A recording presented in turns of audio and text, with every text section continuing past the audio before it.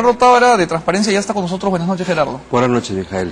Gerardo, hay que empezar por lo de hoy día, ¿no? Porque Sí. el señor Acuña, Richard Acuña, venía siendo, digamos, perseguido, no solamente por el Congreso, sino por la Corte Suprema, porque tiene él un pedido de inmunidad para poder enfrentar un proceso que no sabemos todavía si es inocente o culpable, no tiene que hacer su defensa, con respecto a una apropiación de 20.000 hectáreas de terreno, metros cuadrados en la zona de los Gallinazos en Trujillo. Sí. Pero más allá de eso, ha habido hoy día una conducta rara nuevamente por parte del Congreso, en donde básicamente lo ha blindado.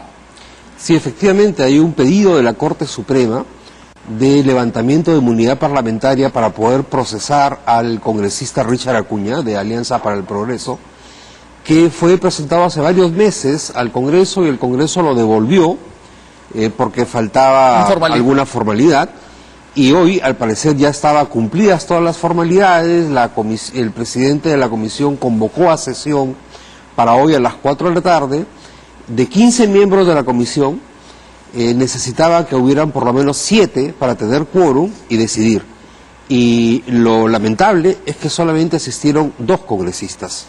O sea, no hubo quórum. No hubo quórum, por lo tanto no pudo sesionar la comisión para decidir si se le levanta o no la inmunidad parlamentaria al congresista Richard Acuña, y de esa manera pueda el Poder Judicial continuar a plenitud con las investigaciones que corresponden, ¿no? Y el proceso judicial que corresponde. Es muy lamentable. Voy a pecar de inocente, Gerardo, antes de continuar conversando. ¿Tú crees que fue a propósito?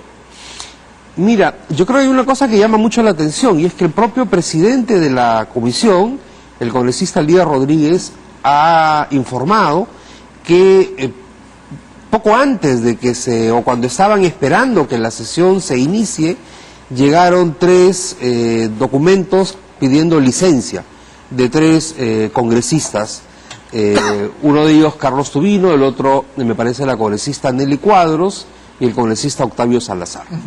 Entonces, cuando te llegan 3 pedidos de licencia, de golpe, además, ¿no? ¿Perdón? De golpe, digo, los 3. De golpe, justo cuando la sesión está por instalarse, ya llama a sospecha de que esto sea algo tal vez concertado, coincidente, no lo sé, pero sí estamos en una situación delicada, porque hay 3 congresistas que tienen sentencias en este momento. Sentencias además ya efectivas, no de prisión efectiva. Sí, claro, por lo menos hay el caso del congresista Benicio Ríos, que el juez del Cusco ha ordenado, ha pedido su arresto. La Corte Suprema ha dicho que él no está protegido por la inmunidad parlamentaria porque es un delito cometido antes de ser elegido congresista y porque el proceso judicial se inició antes de que sea elegido congresista. Digamos, él llegó al Congreso con esa carga. Eso es importante, Gerardo, que nos lo expliques para que quede claro para todos. Sí. La inmunidad es una figura que pretende tutelar la posibilidad del funcionario público de hacer su trabajo. Así es. Y queda blindado para evitar presiones políticas y tal, mientras es funcionario. Sí, y por determinadas acciones. Por el reglamento del Congreso dice que la inmunidad parlamentaria no alcanza por temas que no sean penales.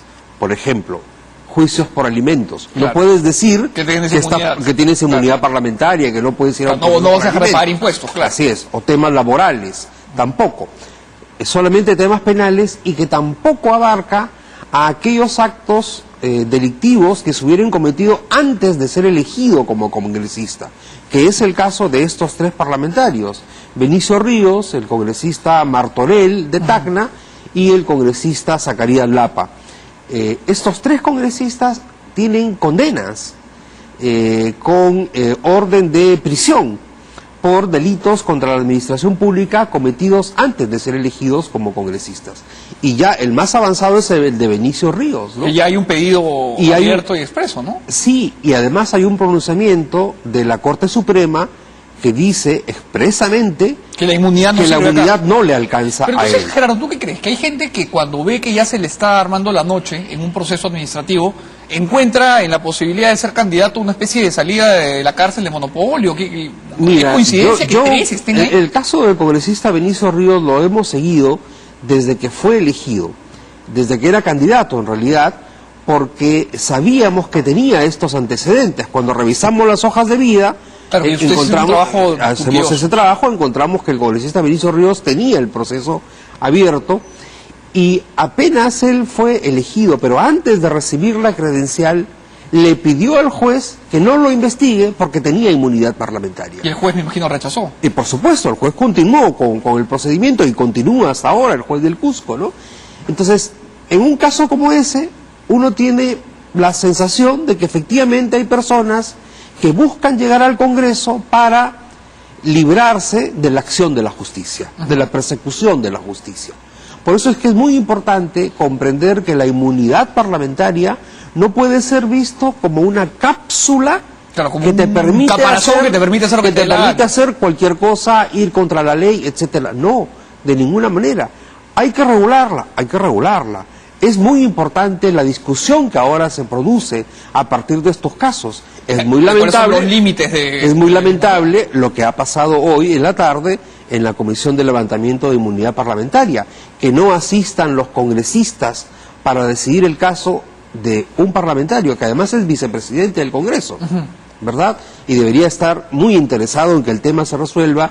No es una buena señal. Yo creo que no es una buena señal. Y además en estos tiempos en los que tenemos la resaca de robapollo, de robacable, de robató, y ahora tenemos la de la plom fantasma, el que se inventó no sé qué, el que está por irse a prisión en Cusco, el Congreso tendría que dar más bien muestras a la ciudadanía de que tiene interés, de que pues quienes tienen algún proceso lo terminen de manera expedita y el Congreso pueda continuar limpio, ¿no? Efectivamente, fíjate, la Comisión de Ética, creo que esto lo hemos conversado antes, ha quedado prácticamente pasmada, en colapso, renunció el presidente después de este escándalo de la señora Yesenia Ponce, que a todas luces parece que ha mentido, ha falseado, incluso personas que al parecer no existirían como compañeros de aula o profesores de escuela, en fin, y prácticamente no tenemos una comisión de ética en este momento. Cosa que y ahora, ¿no? Porque con la cantidad de problemas éticos que hay, no tener una comisión de ética es un lujo que no podemos asumir. 93 denuncias en los 2 primeros años de ejercicio parlamentario llegaron a la comisión de ética. La comisión de ética decidió investigar solo 14 de los 93. Los demás los desestimó de plano. Puede hacerlo, está habilitada a decir, claro, esto no es investigable. Pero no merece ser investigado. Lo que nos está planteando es que ni siquiera investigaron. Así es, ni siquiera investigaron esa cantidad de... Y se quedaron solo con 14. Y de los 14, recomendaron sanciones solamente en 5 casos.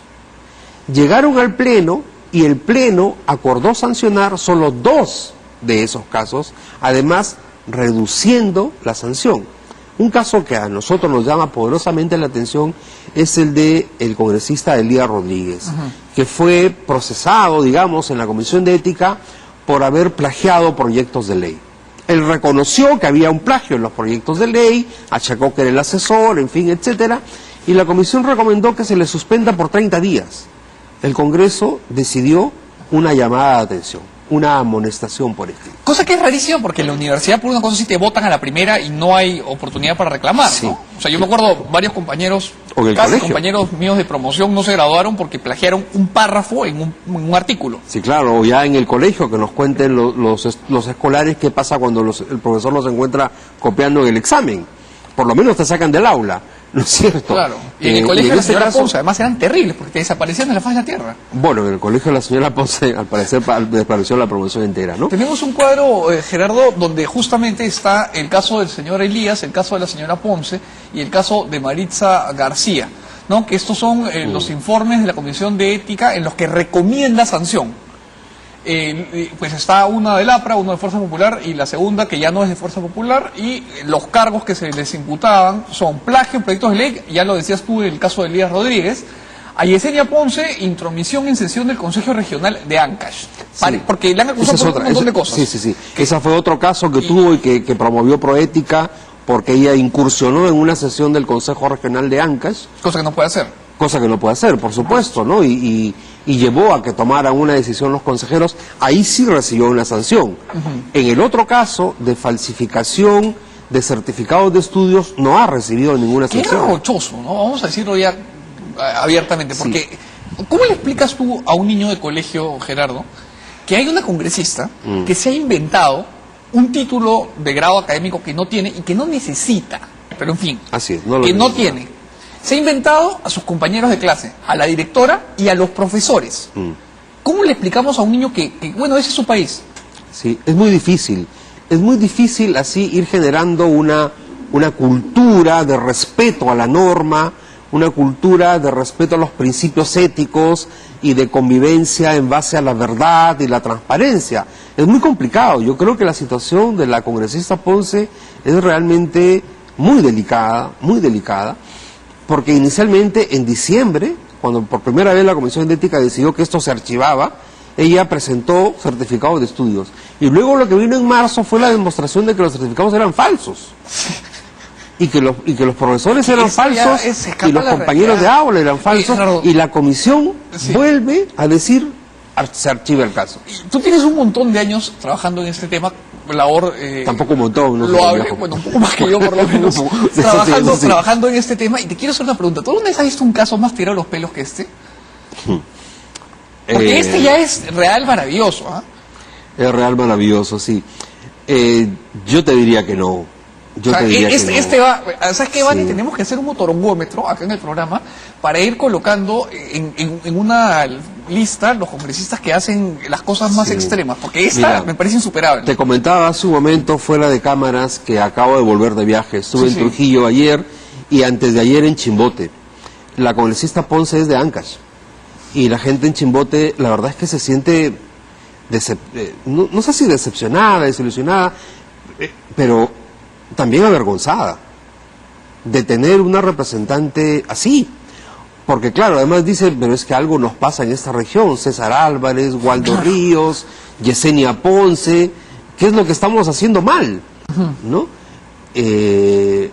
Claro, la gente de Chimbote dice, bueno, ella no era de Chimbote, era de la zona andina de Ancash, claro, era de Huaraz, pero igual sienten una cosa muy muy fuerte que golpea.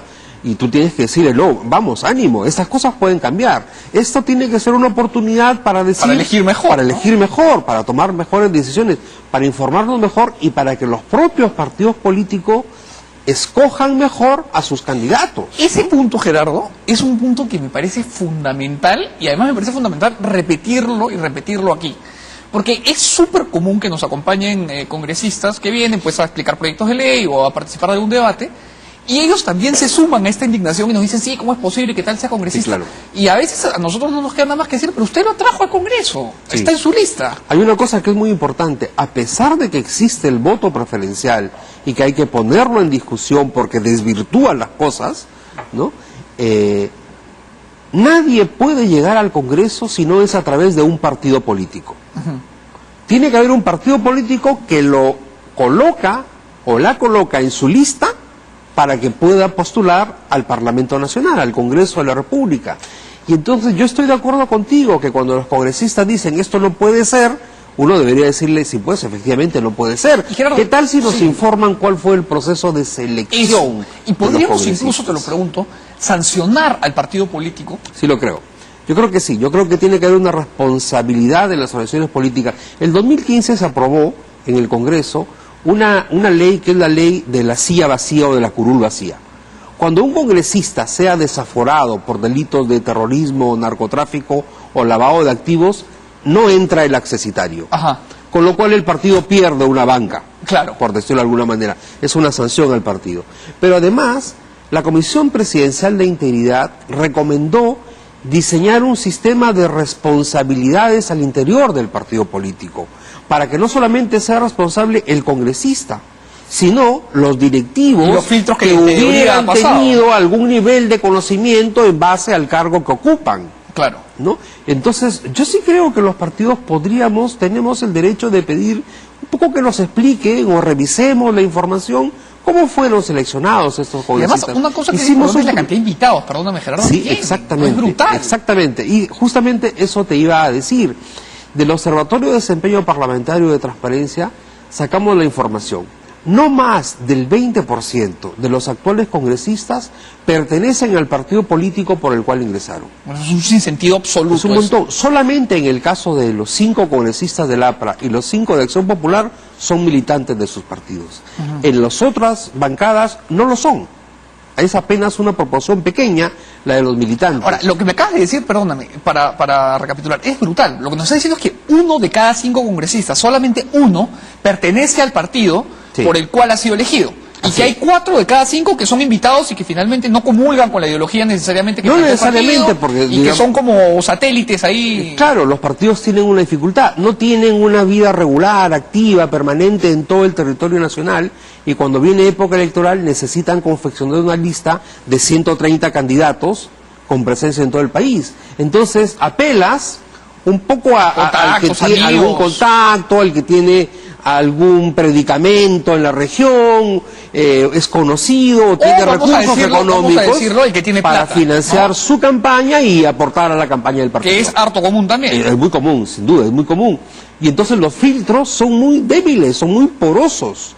Y entonces ingresan personas que luego el propio partido dice, ¿y yo cómo es que los traje acá? Buena pregunta, ¿cómo es que usted los trajo acá? Y no pasan por procesos de elecciones internas. Nosotros revisamos también, más de 90 de los 130 congresistas ingresaron a la lista por invitación directa, o designados por una asamblea de delegados. Es decir, no hay elecciones internas orgánicas donde todos los militantes puedan votar en la mayoría de los partidos políticos.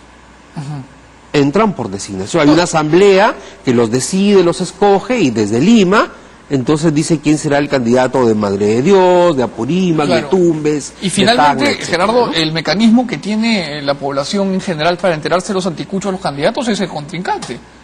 ¿No? Que entre ellos usualmente se sacan los trapos sucios y finalmente va quedando... Claro, tendríamos que hacer más uso de la hoja de vida. Por supuesto. En primer lugar el partido, porque la hoja de vida la presenta el candidato a la organización política. Y ahí tiene que pasar un primer filtro. Y es luego el personero de la organización política el que presenta la hoja de vida ante el Jurado Nacional de Elecciones. Pero además, y esa hoja de vida se publica. Hay que conocerla más, hay que explorarla más, es un documento público. Hay casos, además, mentir en la hoja de vida es un delito. Claro, es falsedad genérica, ¿no? Falsedad genérica. El Jurado Nacional de Elecciones procede a denunciar penalmente a los congresistas que mintieron en la hoja de vida. Es lo que podría pasarle a la congresista Yesenia Ponce. Pero ya, Gerardo, más allá de la parte legal en la que estoy de acuerdo, que ese es lo que debería pasar, ahora vamos al ser, a qué cosa es lo que pasa. La congresista Ponce no tiene un solo argumento para defender la acusación que se le imputa. No tiene uno. Y acá vamos a hacer las cosas bien simples y pragmáticas. Si a ti o a mí nos acusan de que no tenemos un grado el que tengamos, yo soy bachiller, me dicen, tú no eres bachiller en Derecho de la Católica. Mira, yo llego a mi casa, tomo una foto de mi diploma y lo cuelgo en redes sociales, hoy día. Claro. Pero, si no tengo nada que esconder. Claro. Bueno, esta señora jamás ha recurrido a una respuesta sencilla, pero eficaz como esa. Fuerza Popular no la toca. Vamos a ver a los amigos, en este caso del Frente Amplio. El congresista Tucto dijo que había que indultar a Abimael, y esta semana ha dicho que no entiende por qué la gente le tiene miedo al Movadef. Y inmediatamente, la primera oportunidad, el Frente Amplio sacó un pronunciamiento institucional condenando sus declaraciones, y aquí varios congresistas del Frente Amplio me dijeron que se le iba a empezar a iniciar un proceso. Vi el programa, sí. Pero no pasa nada. No sabemos qué ha pasado, efectivamente. Es un buen momento ya para preguntar a los dirigentes de Frente Amplio qué pasó con el proceso al congresista Tucto. Porque efectivamente las declaraciones que él dio son inaceptables. Y además, ¿no? y además como yo comentaba en ese programa, Gerardo, una cosa, yo entiendo que somos humanos, nos podemos equivocar, a veces estamos al aire y se nos va la lengua y decimos algo que no era exactamente lo que estábamos pensando. Hay que tratar de evitarlo, por supuesto, pero en fin. Sí, pero se ha ratificado en la declaración. ¿Se ha ratificado? Sí. El tipo lo dijo en una entrevista por escrito en Correo, se ratificó en El Comercio y después se ha ratificado para otros medios, sí, y 2 semanas después dice que no entiende por qué le tenemos miedo al Movadef. Sí. Es inaceptable. Es totalmente inaceptable. Las 2 personas a las que usted vas a entrevistar luego de este momento le pueden explicar perfectamente por qué hay que temerle al Movadef. Por supuesto. O sea, hay miles de razones para temerle al Movadef, ¿no es cierto? Ahora, casos como el del congresista Yesenia Ponce, que no son capaces de mostrar siquiera algo, no es el único. El congresista Mamani, también, ¿verdad? Le preguntan dónde terminó la secundaria y él dice en Arequipa. ¿En qué colegio Arequipa? No me acuerdo, ya lo voy a decir. En fin, hay una congresista de Ica, cuyo nombre ahora se me escapa, que también tiene problemas con su título profesional, que al parecer no es cierto. Hay una congresista de Piura, yo soy piurano también, que la Universidad Nacional de Piura le ha retirado el título de abogada porque ha descubierto que los certificados de estudios eran falsos.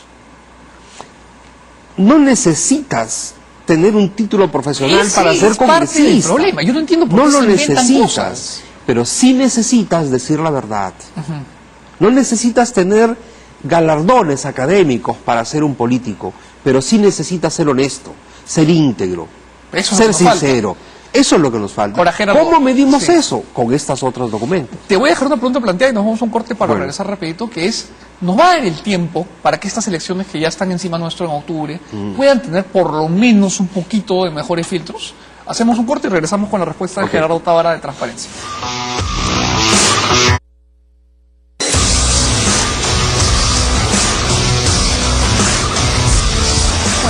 Seguimos conversando con Gerardo Tábara de Transparencia, que es especialista en esta... Se ha vuelto un entomólogo, un experto en descubrir todas las travesuras que hacen los congresistas. Pero yo lo que quería preguntar a Gerardo, y lo dejábamos planteado antes del corte, es, ahora tenemos elecciones en octubre. Sí. Vamos fregados. Y te lo pregunto porque, a ver, nosotros hemos visto que el Congreso pues, puede meter a la refri las cosas, que Yesenia Ponce sigue ahí sin responder. Pero cuando el Congreso quiere moverse, acordémonos con la vacancia. Ahí sí son un relojito suizo. Entonces, ¿hay alguna posibilidad de que los astros se alineen y el Congreso pase legislación que afecte a octubre y que podamos salir de esto o ya estamos fregados? Así, varón sincero. Varón. Mira, el 9 de enero de este año, un día antes de que se convoque a las elecciones regionales y municipales, es decir, al borde, en el límite, logramos, entre muchos, parlamentarios, sociedad civil y la prensa, que el Congreso se ponga de acuerdo todas las bancadas y aprobaron una ley que prohíbe que los condenados por terrorismo, narcotráfico, corrupción y violación sexual sean candidatos. Eso es un gran avance. Eso es un gol, eso es un gran avance, eso es notable. Claro, está pendiente y los procesados, ¿qué? Vuelvo, acabo de estar en Chimbote, el señor Juan Calderón, socio de César Álvarez, ha salido de prisión sin condena todavía, su proceso sigue y Chimbote está lleno de pintas. Va como candidato por el Partido Restauración Nacional. Habría que preguntarle a los dirigentes de Restauración Nacional si no conocen los antecedentes del señor Juan Calderón. En Chimbote todos se los pueden decir. Acá, Gerardo, voy a ponerme de abogado del diablo. Te hago una pregunta que estoy seguro tiene una buena respuesta, pero es lo primero que me viene a la cabeza. Si es que vamos a evitar que algún candidato pueda participar de las elecciones por estar procesado, no estamos abriendo la puerta a que, por ejemplo, tú quieres ser candidato a la alcaldía, qué sé yo, de Lima, y yo te denuncio, pues, por alguna cosa y evito que tú puedas... Depende, porque la idea nunca fue que a la primera denuncia.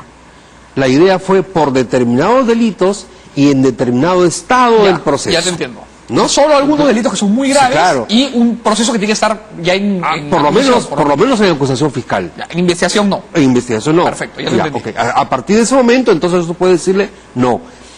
El mismo Congreso ha aprobado que las personas condenadas o con prisión preventiva por determinados delitos no puedan ser aportantes A o las financistas de las campañas electorales y de los partidos. Y eso está muy bien, y ahí han dicho también los que tienen prisión preventiva, aunque no tengan condena. Si la ley esta que ustedes, este segundo paso, se hubiese dado, Gregorio Santos no podría ser candidato. No podría ser candidato. No podría ser Porque candidato. su situación jurídica es bien complicada Sí, también, claro, ¿no? pero en este momento César Álvarez podría hacerlo. Esperemos que no lo sea, tal parece que no lo va a hacer, pero pero entonces, frente a eso, ¿qué es lo que toca? La prensa, la sociedad civil, la ciudadanía vigilante, tiene que poner los ojos y decir, oye, pero los antecedentes de este señor todos los conocemos, hay que difundirlos, vamos a votar por alguien así. Finalmente hay una decisión del electorado. Por eso es que nosotros estamos en una campaña que se llama Decide Bien, y expresamente no se llama Vota Bien, Sino decide. porque la única decisión no es la del voto del 7 de octubre. Claro. Todo lo que hay que hacer en este proceso, financias o no financias a este partido o al otro. Este partido Incluso rinde participar en cuentas, una actividad proselitista, participas o no en la campaña electoral de este o cual otro, vas en esta lista o no vas en esta lista como candidato. Hay un conjunto de decisiones que vamos tomando durante todo el proceso electoral, que son las que pueden conducirnos a darle mayor calidad, de aguantar o no a un buen efectivamente, ¿no?